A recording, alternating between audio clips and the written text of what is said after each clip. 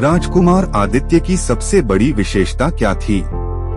राजकुमारी अनन्या जंगल में क्यों छुपी हुई थी? जानने के लिए पूरा वीडियो देखें। बहुत समय पहले की बात है। एक विशाल और सुंदर राज्य में राजा वर्धमान अपनी प्रजा के साथ सुख शांति से राज कर रहे थे। राजा के पास सब कुछ था, धन, दौलत और ताकत। परंतु एक कमी थी, उनके घर में कोई संतान नहीं थी। राजा और रानी ने वर्षों तक तप और पूजा की, तब जाकर भगवान ने उन्हें एक सुंदर पुत्र आदित्य का वरदान दिया। राजकुमार आदित्य जन्म से ही बुद्धिमान, पराक्रमी और दयालु थे। उनकी शिक्षा दीक्षा में बड़े बड़े विद्वान शामिल थे। उन्होंने तीरंदाजी, घुड़सवारी, तलवारबाजी और नीति शास्त्र में महारत हासिल की। उनका स्वभाव इतना मधुर था कि प्रजा उन्हें बहुत प्रेम करती थी। एक दिन राजकुमार आदित्य शिकार पर गए। शिकार के दौरान वे जंगल के गहरे हिस्से में पहुंच गए। वहां उन्होंने एक अनोखी चीज देखी। एक झील के किनारे बैठी एक सुंदर युवती।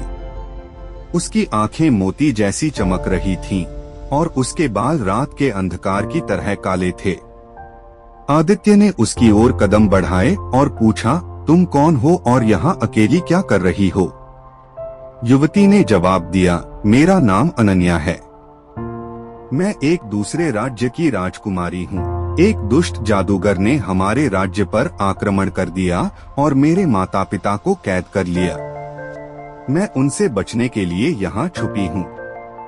आदित्य ने उसे आश्वासन दिया, मैं तुम्हारी सहायता करूँगा।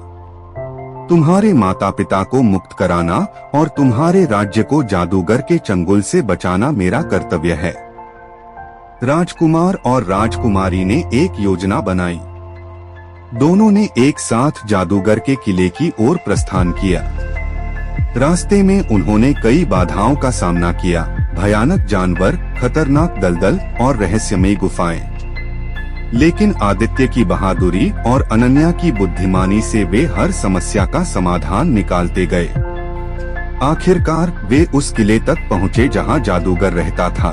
किले के चारों ओर काले बादल छाए हुए थे और वहाँ एक अजीब सा सन्नाटा था। जैसे ही उन्होंने किले में प्रवेश किया, जादूगर ने अपने जादुई मंत्रों से उन पर हमला कर दिया। आदित्य ने अपनी तलवार निकाली जो उसके गुरु ने उसे दी थी। वह तलवार जादुई थी और केवल सत्य और न्याय के लिए इस्तेमाल हो सकती थी। एक भीषण युद्ध हुआ। जादूगर ने अपने सारे मंत्रों और शक्तियों का उपयोग किया, लेकिन आदित्य की वीरता के आगे वह हार गया। आखिर में आदित्य ने जादूगर को पराजित किया और उसे हमेशा के लिए समाप्त कर दिया। जादूगर की हार के साथ ही उसका जादू भी टूट गया। अनन्या के माता पिता और उनके राज्य की प्रजा मुक्त हो गई। राजा रानी ने आदित्य को गले लगाकर धन्यवाद दिया। कुछ समय बाद आदित्य और अनन्या का विवाह हुआ। दोनों ने अपने अपने राज्यों को मिलाकर एक विशाल और समृद्ध साम्राज्य का निर्माण किया। उनका शासन न्याय और प्रेम का प्रतीक बना। सीख, इस कहानी से हमें यह शिक्षा मिलती है कि साहस, बुद्धिमत्ता और दृढ़ संकल्प से बड़ी बाधा को पार किया जा सकता है। सच्चाई और भलाई की जीत हमेशा होती है।